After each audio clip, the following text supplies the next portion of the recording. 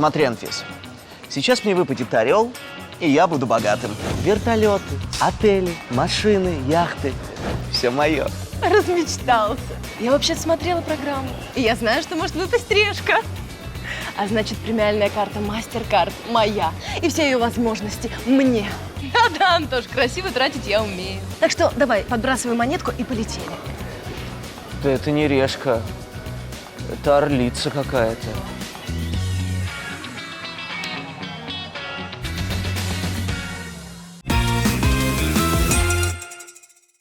Давай, иди ко мне, мой сладенький. Ух. Ты знаешь, кстати, что я араб? Меня же родители в детстве в хумусе нашли, вот так отмыли, и вот он я. Ты фантастический. Всем привет, это Орел и Решка Чудеса Света, и мы в Иордании, чтобы совершить наше путешествие на Марс. Как тебе такое, Илон Маск? Я думаю, ему отлично. А нам точно понравится, потому что мы отправляемся смотреть самую красивую пустыню в мире, и называется она Вади-Рам. Представляешь, как тебе повезло. Ты будешь путешествовать с девизом «Вади-Рам». Так. Почувствуй себя нищей даже на Марсе. Антош, не кипятись. Ну ты же не чайник. Давай, монетку. А у меня есть. Орел. Нормально кинь. Решка.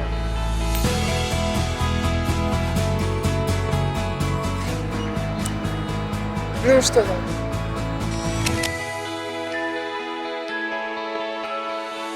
Нормально кинул. Нормально кинул, ты Да? бедный, да? Да, как ты там говорила, помоги себе сам.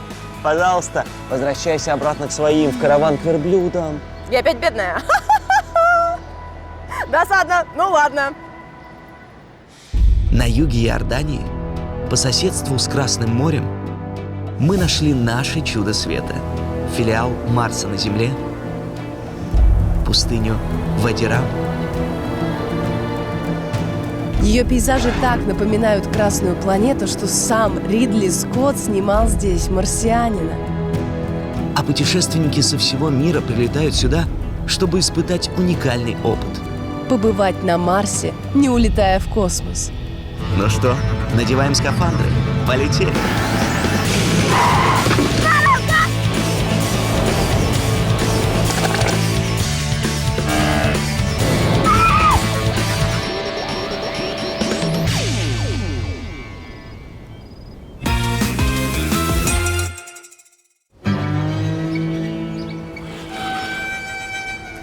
Да, по всей видимости, добраться до пустыни Вади-Рам будет так же сложно, как и до Марса. Судя по их ценам, муха уйди. Потому что моментально 100 баксов превратились в 70 динар.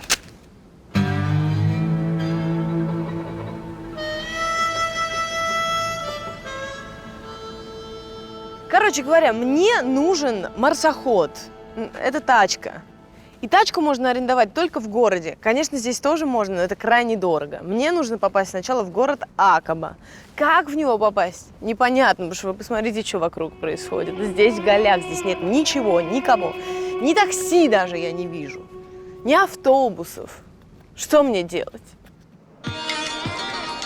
Общественный транспорт из аэропорта не ходит. В Акабу прилетают в основном пакетные туристы.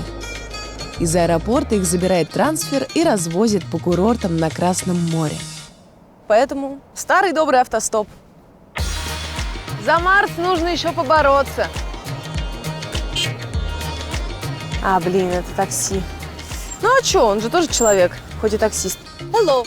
I need to go to Aqaba, but I have no money. Without money. How many? No money. No money? Mm-mm. You go to Aqaba? Sure. Нормально, without money. No money? No money. Sure.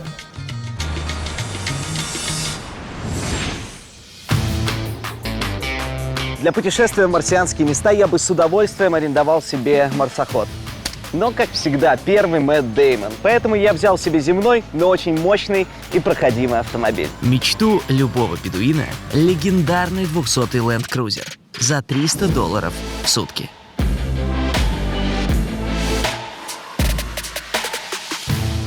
Антон Аль-Эрнуб. What? Nice to meet you. Welcome. أنا إكسار. Мой водитель, он же гид, он же бедуин, он же красавчик. Let's go. Let's go.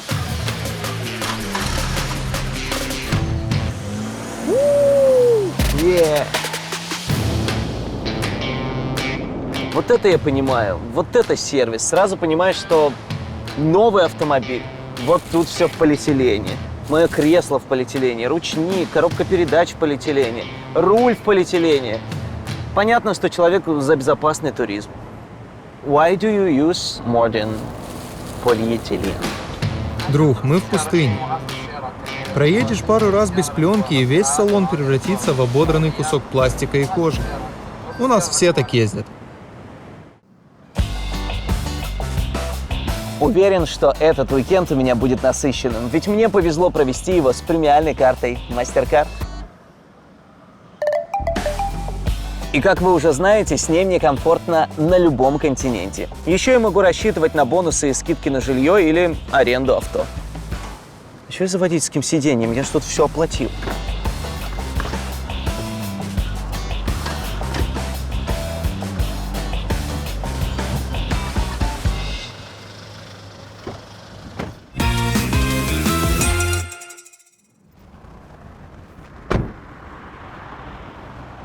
Это реально офигеть. Я до последнего момента была уверена, что он будет требовать с меня деньги, что мы как-то там друг друга не поняли. В итоге я доехала на такси, но бесплатно вышла. Офигеть. Спасибо тебе, добрый человек. Ну вот я и в Акабе.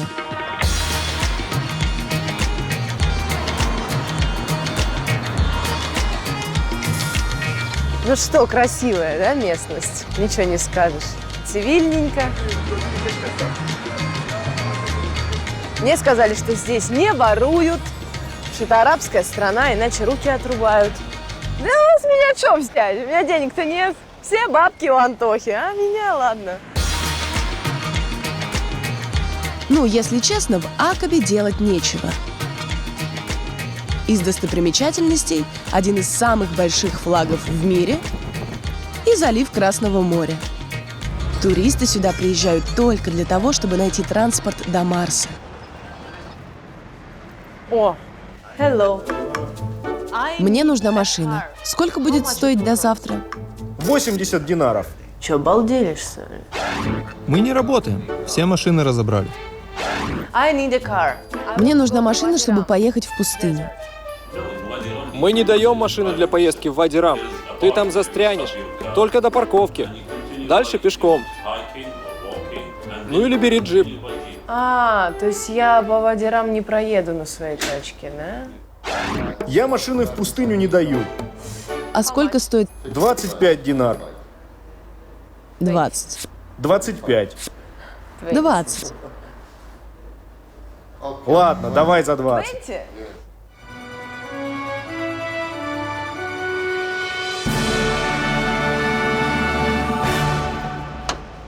Так, что мы имеем за 30 баксов? Мы имеем старую потыканную андатру. Ну, ничего страшного. Зато едет... Ну, да, по пустыне нельзя на этой тачке. Но когда это останавливало искателей чудес? Никогда. Ничего, потом все помою, песочек вытряхну и нормально.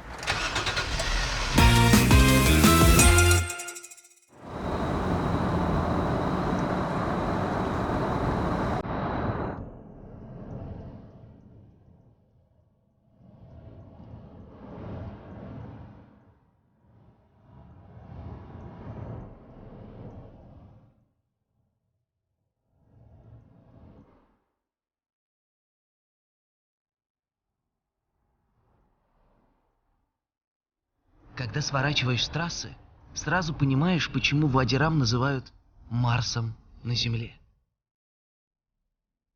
Потому что это действительно настоящие инопланетные пейзажи. Во всяком случае, как, наверное, я и большинство людей в мире их представляют.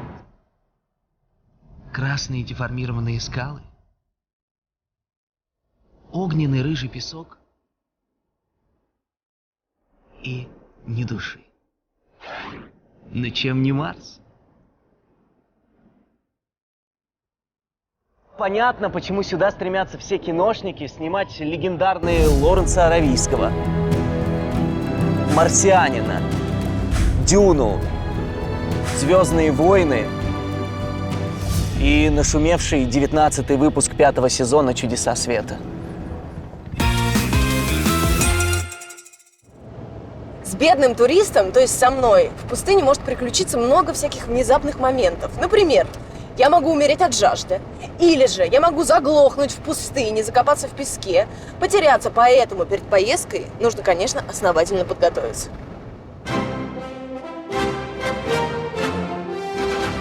Первое, что нужно сделать перед поездкой в пустыню, это затариться едой, водой, ну и топливом. Второе. Топливо для себя любимый есть. Теперь для бусинки. Hello. Да, сделаешь? Ну и третье. В пустыне, конечно же, нет связи, поэтому нужно заранее качнуть оффлайн карты, чтобы там не заблудиться. Сделано. Двигаем. Ну что, поехали на Марс? От Акабы до Вади-Рам нужно проехаться. Час по трассе, и я на месте.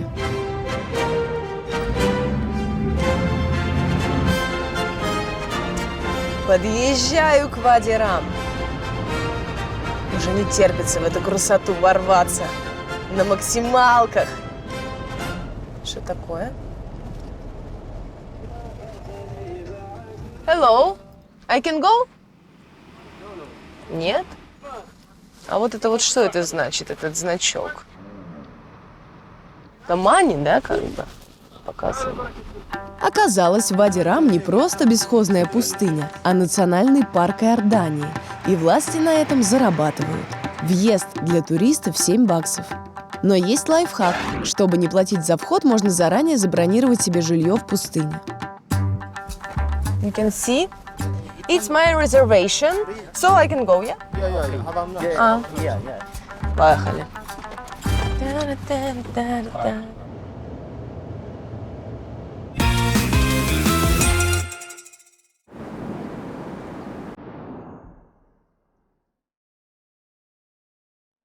Если ты оказался на Марсе с неограниченным бюджетом, то можешь не только погонять по космическим пейзажам, но и в прямом смысле колонизировать Красную планету. Для богачей в пустыне построили глэмпинги, которые напоминают колонии землян из фильмов про космос.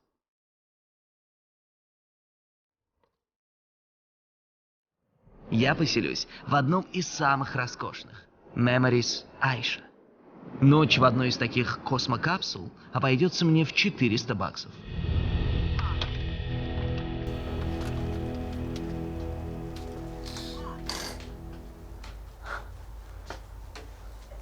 Вау.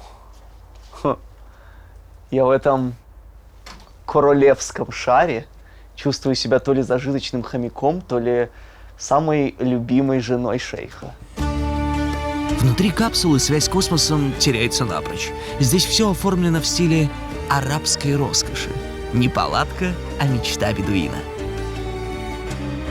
Дорого-богато – это официальный стиль.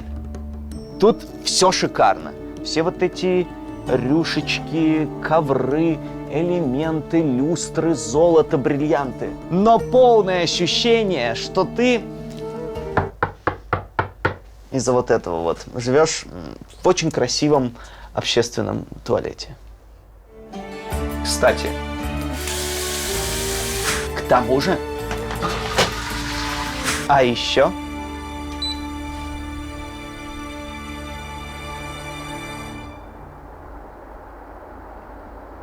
это к чему?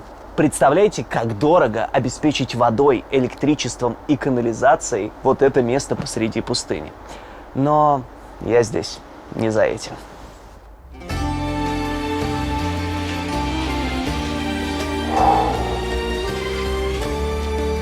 Главное чудо моего номера – вид на несущую стену пустыни Вади-Рам.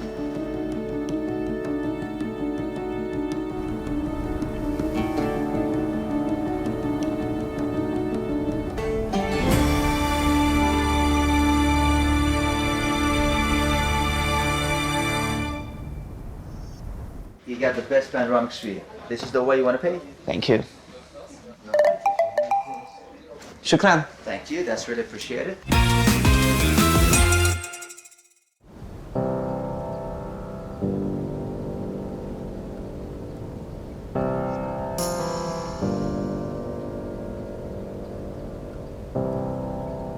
Не прошло и полдня, как я добралась до нашего чуда света. Очень круто. Как будто, ну вот, я только недавно была в цивилизации. Дороги, люди, магазины, а тут прям вообще никого нет. И такое все сочное, марсианское. Я ни разу не была на Марсе, но, судя по фотографиям, похоже.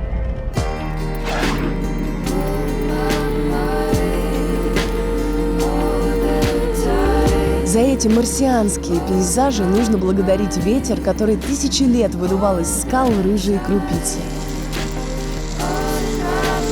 Правда, оранжевый песок, прям оранжевый.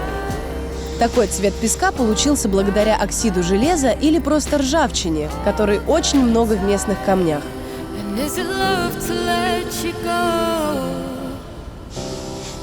Ну, прям действительно Марс.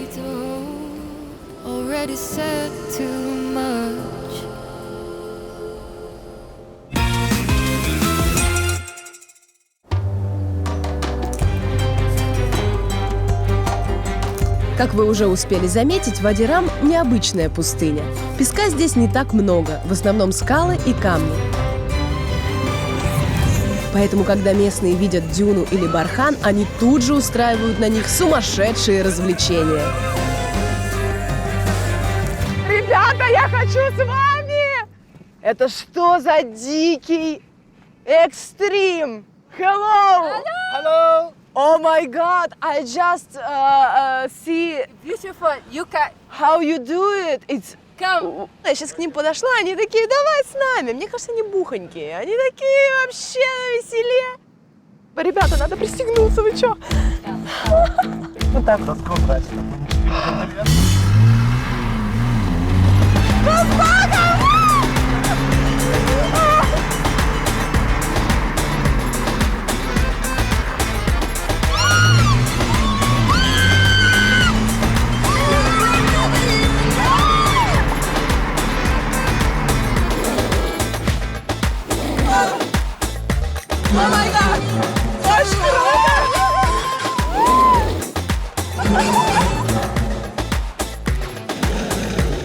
Просто мы залетели, я не знаю, вот так вот.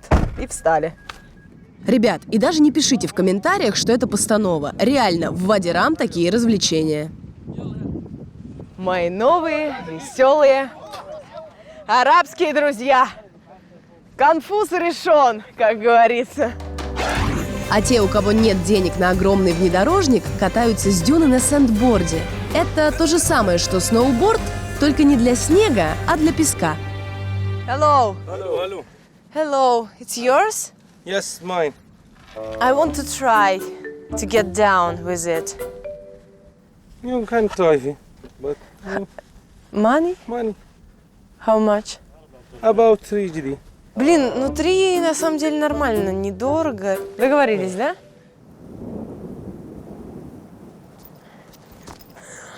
Так, и что далее?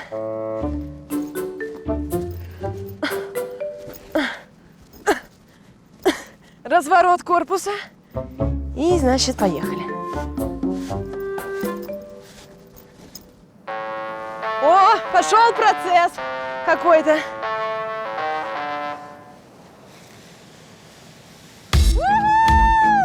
Очень круто!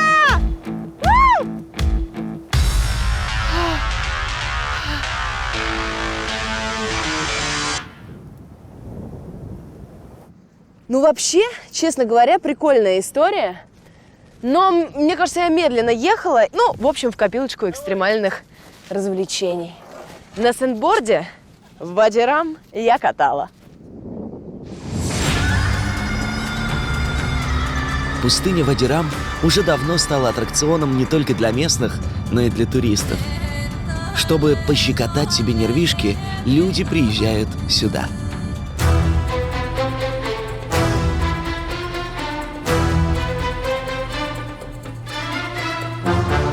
Это природная арка Умфрут. Тысячи лет ее вытачивал ветер из цельной скалы.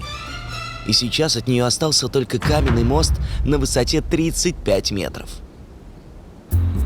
О популярности места судите сами. Машин на парковке больше, чем во всей пустыне. А чтобы постоять на мосту, выстраивается целая очередь.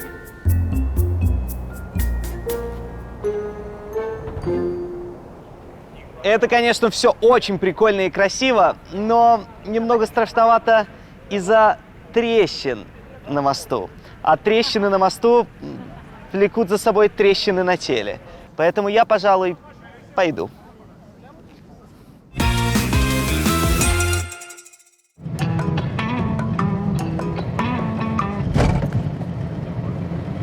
Я понял. Погодечка. А что происходит, а? Мама родная, дорогая. Ну еще не высокий песок-то. В смысле ты остановилась? Я не поняла. Это все? Сейчас что-нибудь. Что с рулем? Почему он перевернутый? Так. Нормально, пока проехала первый бархан. Уже думали, все, да? Лошня. Говорили ведь ей, говорили, предупреждали. Джип только. Нет, поперлась. Да, поперлась. И нормально.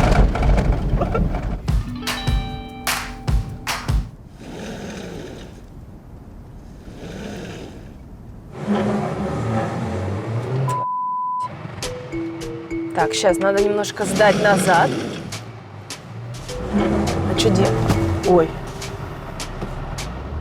А что происходит, а? Ну что такое?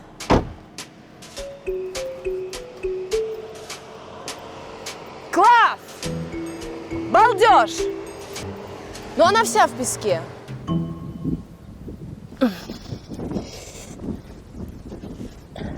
Everybody! Ребята! I need help! Я на двоих своих ногах никуда не доберусь до цивилизации. До ближайшего пункта цивилизации очень долго. Так что...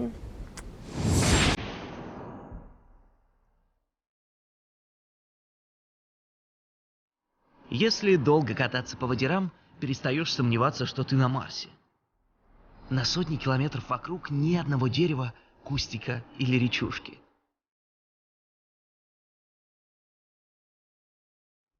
Итак, пока не встретишь явно не марсиан, а коренных жителей этой пустыни – бедуинов. Сколько бедуинов сейчас живет в Вадирам? Примерно 700-800 бедуинов. Во всей пустыне всего 6 деревень. Фуад, а мы можем посмотреть, как живут бедуины? Да, без проблем. Фуад рассказал мне, что бедуины сторонятся распиаренных мест и селятся подальше от туристов. Поэтому ехать до ближайшего поселения пришлось часа полтора.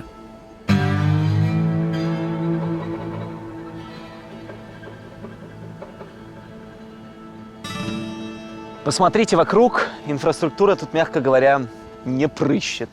Hello, Антон Алернуб. Oh, nice to meet you. Очень приятно. У меня один вопрос.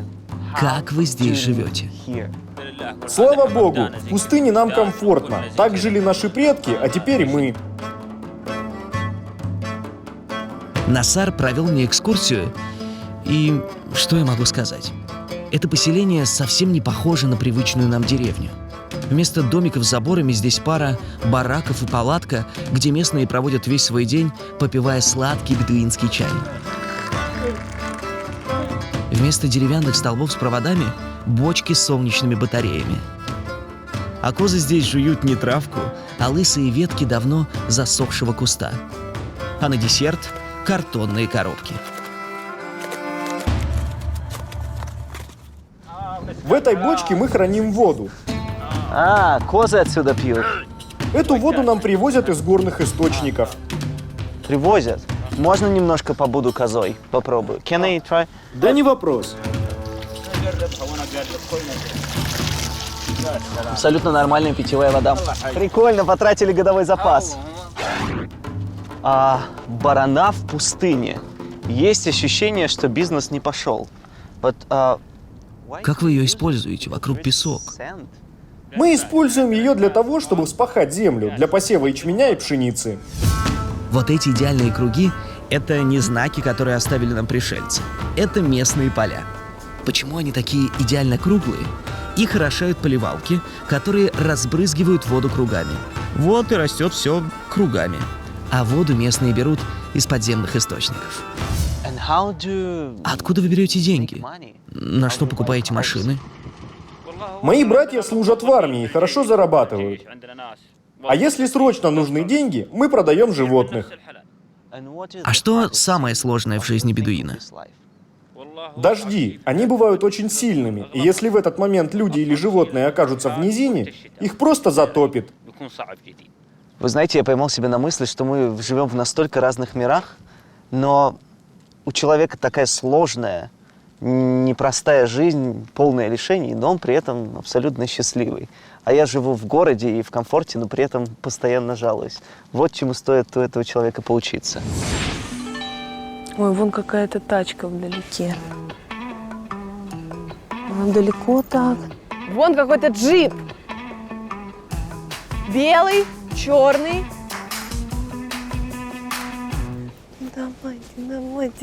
Давайте, я тут! Блин, ну пожалуйста, вот же я стою. Победа!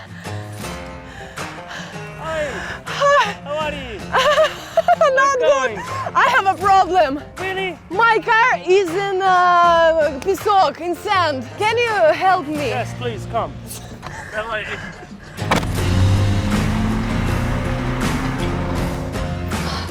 Wow. ساعدها يا رجال. الحين جولتنا الطبيعية شباب ها؟ ماشي هسه نلعب. Блин, какие классные парни, а? Это ж надо их так много. Они профессиональные драйверы. И чувак, которому я села в машину, он предводитель этой стаи, и он обучает всех, как водить в пустыне. اعطونا تنفيس يا عيال، تبع تنفيس اعجاب. يا سيبريك يا رزق.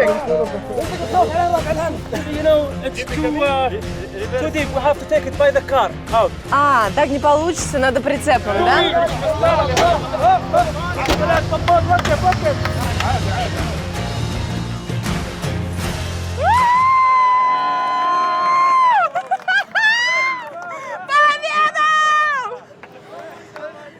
Thank you so much. You are welcome. Now I'm safe. I will have hug now. Thank you.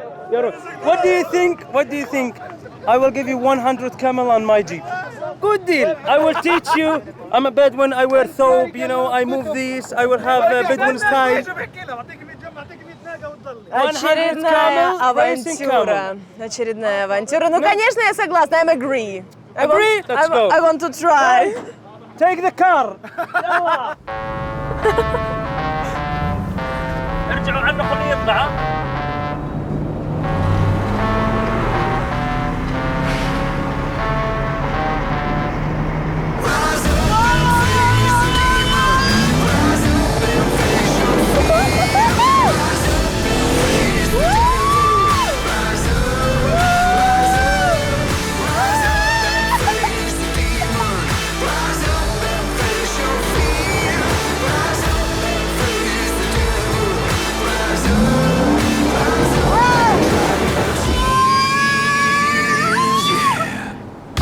Иордания класс! Вот так вот я отдыхаю, весь денег на свою группу отвязных чуваков на джипах.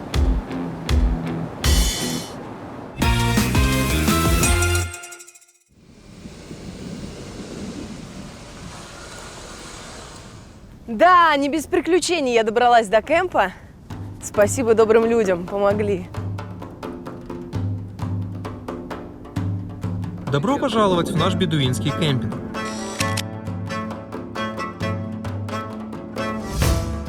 Я никогда не видела таких скал. Здесь, в Вади-Рам, это искусство. Миллионы лет назад скалы Вади-Рам были дном моря. Сейчас они защищают наш кемпинг от ветра. Пойдем, я покажу тебе наш кемп. Мы сделали этот кемпинг для того, чтобы люди со всего мира могли пожить в пустыне, как мы, бедуины. В бедуинском кемпинге ожидаешь, что будешь спать под звездами, ходить в туалет в песочек и мыться из бутылки. Но у современных бедуинов уже давно есть все условия для жизни, как и в моем кемпе. Для туристов здесь поставили палатки из козьей шерсти, притарабанили бочки с водой и даже сделали общественный туалет с унитазом. И все это за $6 в сутки. Это твоя комната. Здесь ты будешь ночевать. У тебя есть электричество. У вас есть электричество? Ну, вот так бедуины живут. Электричество есть. Огонь есть. Электричество от солнечных батарей. Прикольная комната у меня, на самом деле. Такая прямо... Такой сказочный домик. Вообще.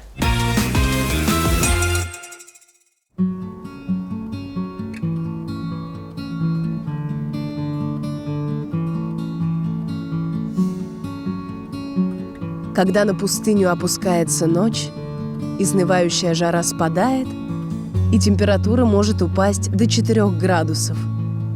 От холода бедуины спасаются терпким сладким чаем и песнями у костра.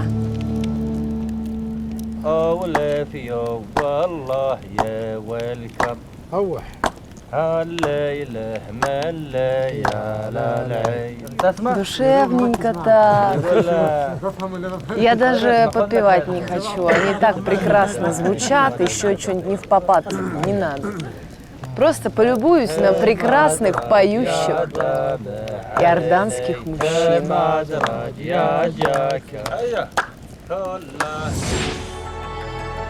Даже ночью в Вади-Рам ощущаешь себя как будто на другой планете. Но вот где вы еще видели такое звездное небо? А вот и мой маленький арабский звездочет. You look great, like a star. Это Язан Аль-Кхтин, астроном, который в прямом смысле проводит для богачей экскурсии по космосу. Из пустыни лучше всего смотреть на звезды. Здесь нет внешнего освещения. Сейчас я покажу тебе самую большую планету Солнечной системы – Юпитер.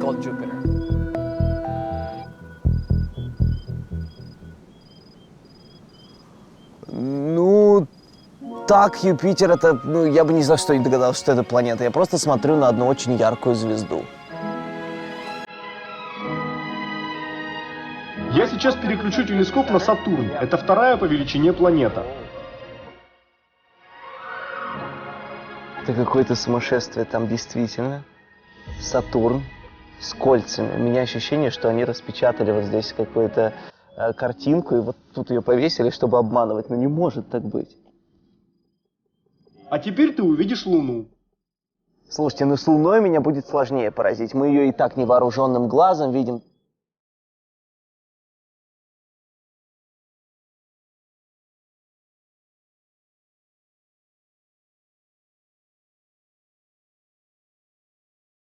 Первый раз в жизни у меня Луна вот так на весь глаз. И больше всего впечатляет не только вот этот огромный белый матовый шар, но и вот то, что там по краям очень видно кратеры. Эти кратеры создали не вулканы, как многие думают, а астероиды. У Луны нет атмосферы, а значит, нет никакой защиты от небесных тел.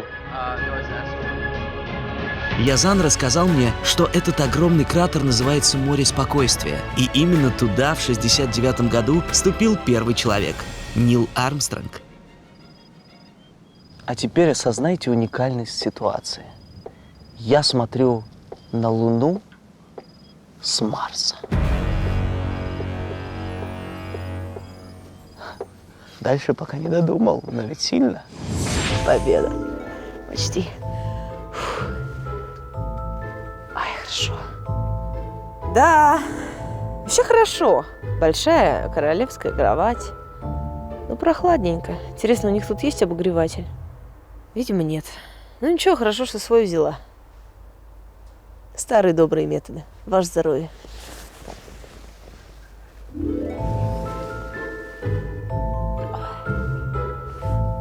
Спокойной ночи.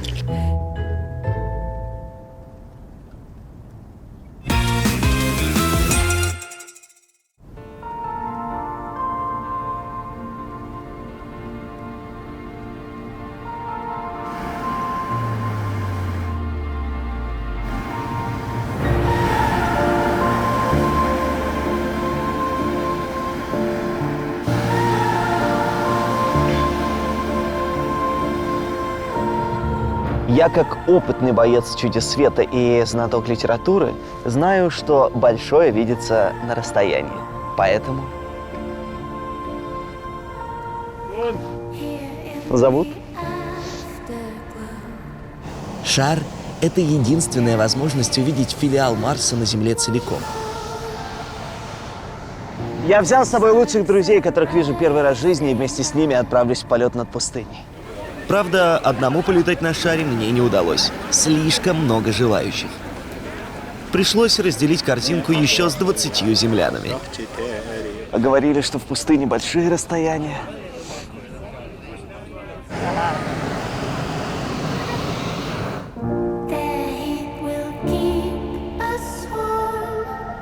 Конечно, все это напоминает переполненную маршрутку, летящую в небо. Но как только ты отрываешься от земли, все вокруг хотя бы на секунду замолкают и любуются красотами пустыни.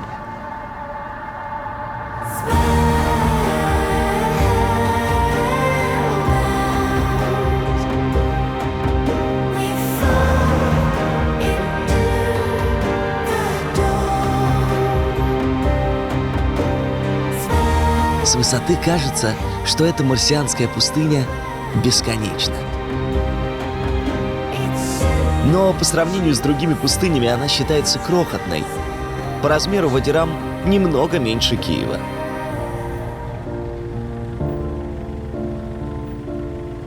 Знаете, когда внизу стелится дымка, кажется, что это не пустыня, а такой терракотовый океан, в котором то тут, то там появляются странные причудливые скалы.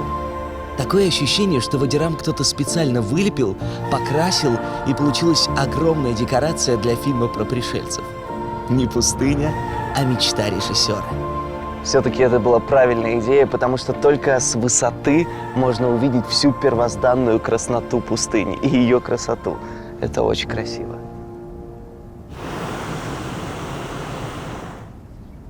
Оп, есть. Ладно. Да ладно, ребят, мне и самому приятно, что я с вами летал.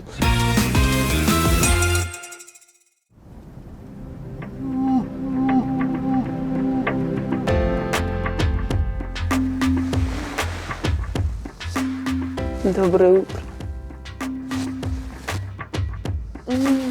Спалось очень безмятежно, но все-таки холодно. Пойдем посмотрим, какое утро в пустыне Вади-Рам.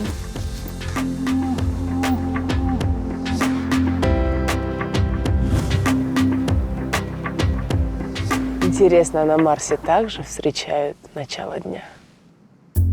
Завтрак в моем кемпинге платный, почти $10. Но зачем переплачивать, если у меня остались вчерашние запасы? Вот иорданское чудо консервации, колбаса в банке.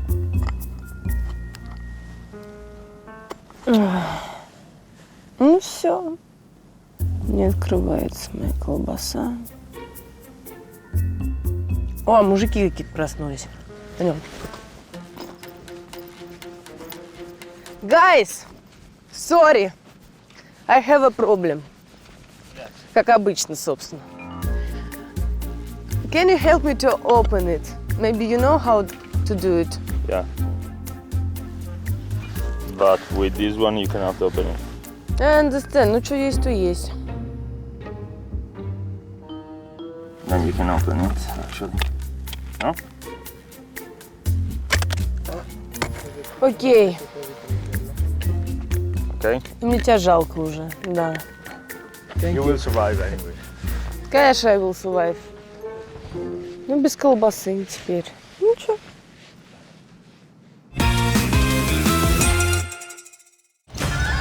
Если богачу надоело гонять по марсианским пейзажам Вади-Рам, он может поучаствовать в совсем не космическом развлечении. Верблюжьи бега. Каждая страна добавляет что-то свое, национальное в каждый вид спорта. Вот, например, мы сейчас на скачках. Только вместо лошадей тут верблюды, а вместо ипподрома – пустыня. Использовать горбатых животных как гоночные болиды арабы придумали еще в VII веке. Но если успех в гонках Формулы-1 во многом зависит от мастерства пилота, то здесь верблюд бежит сам, и его способности – результат долгой дрессировки.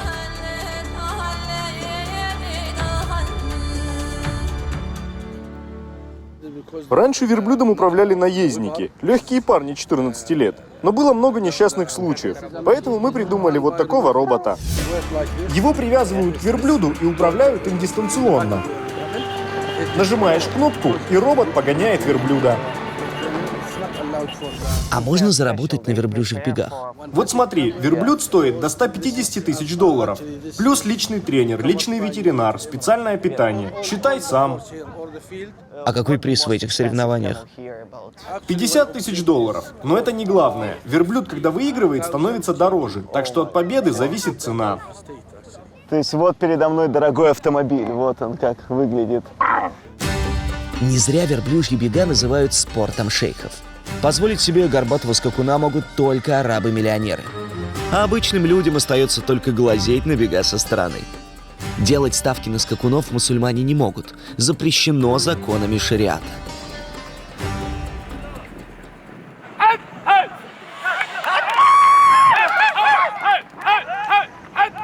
Воу-воу-воу-воу, все, старт дан.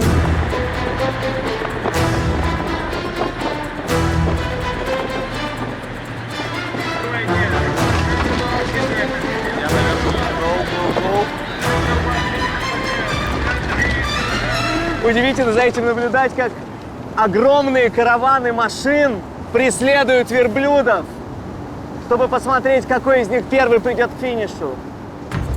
В забеге участвуют только верблюды-дромадеры. Самые стойкие корабли пустыни, которые могут обходиться без воды 2 месяца.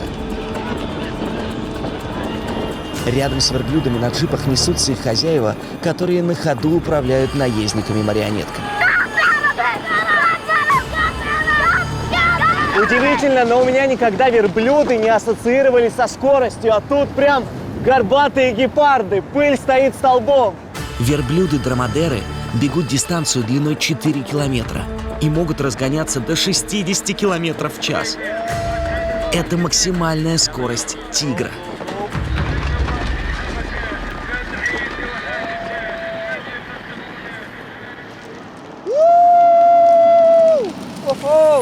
Это так азартно, а визуально просто потрясающе. Бегут десятки верблюдов, пыль поднимается столбом, за ними несколько машин, все кричат, улюлюкают. И все это на фоне чуда света. Фантастически. Единственное, немножко жалко верблюда, потому что он был весь в пене и загнанный. Надеюсь, главный приз хотя бы попить.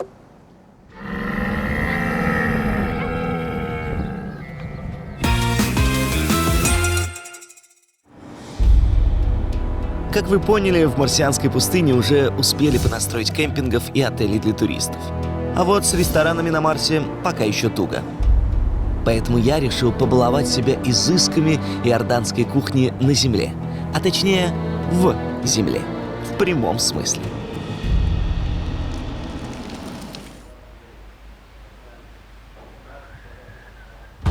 Мать моя, еще палеолит застала. Это ресторан в настоящей пещере. Этому месту 27 тысяч лет, и, возможно, первобытные люди еще разделывали здесь мамонтов. А теперь вопрос, почему из этого уникального места сделали ресторан? Отвечает Антон Зайцев. Эту пещеру обнаружили дети хозяина. А он ее быстренько монетизировал и назвал музеем, где на -1 этаже подают еду и напитки. Этот музей-ресторан называется Мрах Саламы. Саламы – это имя отца-владельца, а Мрах в переводе с бедуинского – место теплое и безопасное, где пастух может отдохнуть вместе со стадом коз или овец. Поэтому абсолютно логично, что я буду есть пастуха. Из местного мясного я знаю только кёфту и шиш. Ну, шиш я благородно оставлю Анфисе с ее-то бюджетом, а себе закажу кёфту, ну и в придачу все вот это. Главное блюдо иорданцев – кёфта тахини. Это огромная котлета из баранины, которую укладывают в глиняный горшок, покрывают жареной картошкой, заливают кунжутным соусом тахини, и все это накрывают огромной лепешкой. А вообще это похоже на какую-то такую бедуинскую хижину, палатку, прикрытую навесом.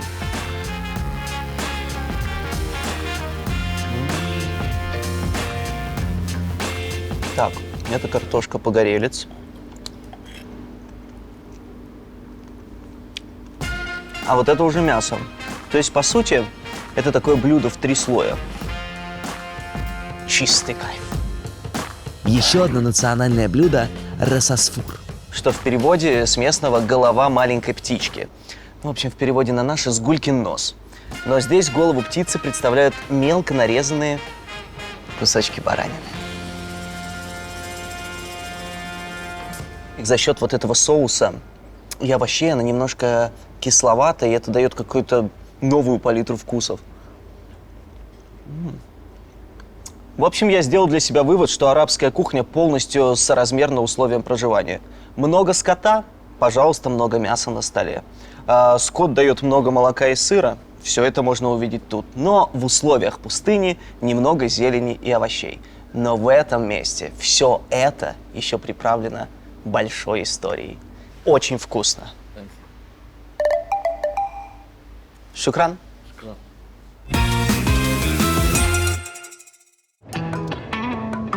Срок аренды моей машины закончился, а значит, дальше колесить по Марсу не получится. Бедному туристу остается один выход – гулять по Акабе. В Акабе приезжают, чтобы отсюда двинуть в Вади-Рам, что я уже сделала, ну и искупаться. Денег у меня немного, на всякие развлекухи не хватит, куплю себе мороженое и поплаваю. Каждый вечер на городском пляже Акабы можно увидеть вот такую картину. Десятки мужчин сидят на трибунах, разговаривают о своем, о мужском и смотрят, как солнце тонет в Красном море. Вот только девушек на вечерний променад мужики не берут. По строгим мусульманским традициям женщина не должна прохлаждаться у моря. Она обязана сидеть дома, готовить ужин и воспитывать детей. Откуда надо, оттуда и from. В этом заливе очень красивый дайвинг, потому что здесь коралловое дно, рифы, разноцветные рыбки. Но у меня денег на это нет, поэтому я кайфую бесплатно. И возьму от этого места все.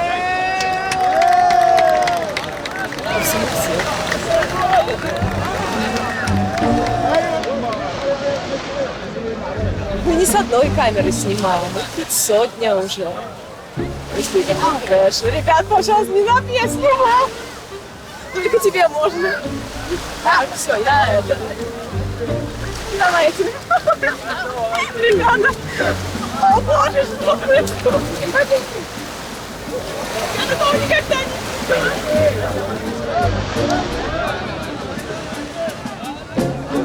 Ну а что вы хотели? Эти парни видели девушку в купальнике разве что в интернете, на сайтах для взрослых. Пожалуйста, не надо снимать. Они ждут, когда я выйду. Я влипла!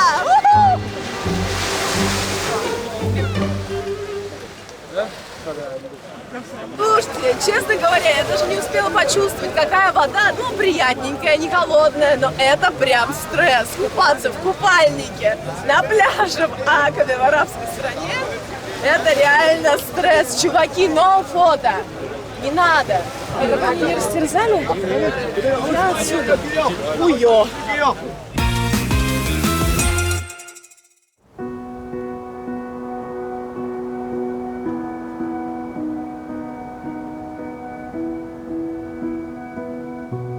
Знаете, конечно, обстоятельно за 2 дня сложно понять страну.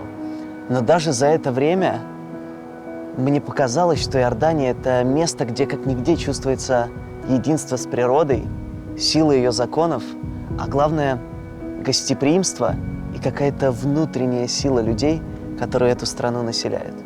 И вот сейчас в лучах закатного солнца, когда оно как будто бы растворяется в песочных горах, это говорить как-то особенно важно и трогательно.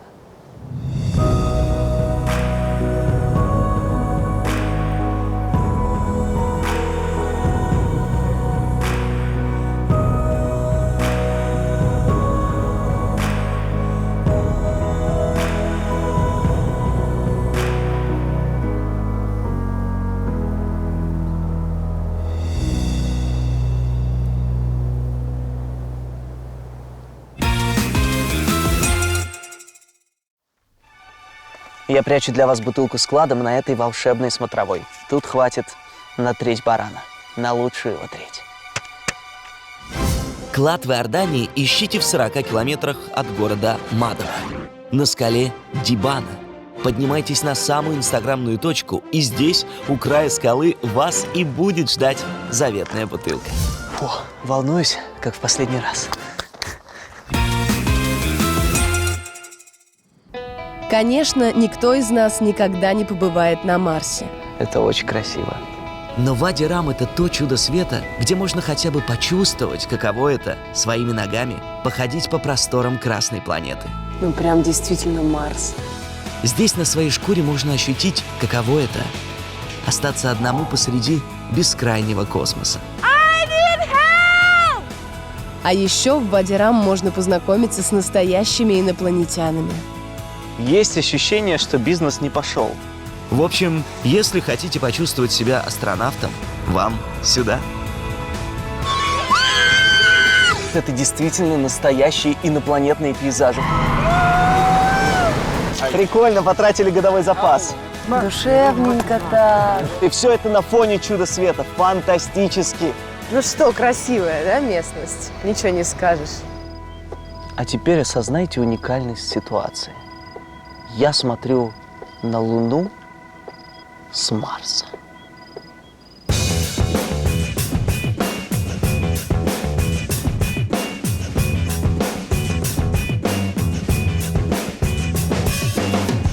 Ох. Ух. Ауф. Ой, это кто там такая информативная? Да Все, хватит пустому базару греметь, дай расскажу. Я не только выжил в пустыне, я в пустыне шиковал. Так что эти ваши Мэтты Деймоны, Джоны Уики, Тимоти Так, Шаламы... моих не тронь. Голливуд на созвончике. Я, значит, пробороздила эту пустыню. Не знаю, что у тебя там, вертики, кабрики, не знаю. У меня было... Да, в пустыне. Я хочу сказать, что, во-первых, конечно, пустыня, она такая дикая и, казалось бы, безлюдная, да. Ну, такая опасная. Но в итоге один ты там точно не останешься. Там прям иорданцы, это такое гостеприимство, это такое добро, такой свет. Они принимают тебя как своего, прям в семью, в дом, заходи. Мне понравилось. Тебе бы книги писать. Скажи. Вы знаете, пустыня убивает слабых, но мы не из них. Так что до встречи на следующем чуде света. Не про нас. Пока вы ляли. Не надо. Тихо. Я натерла ноги.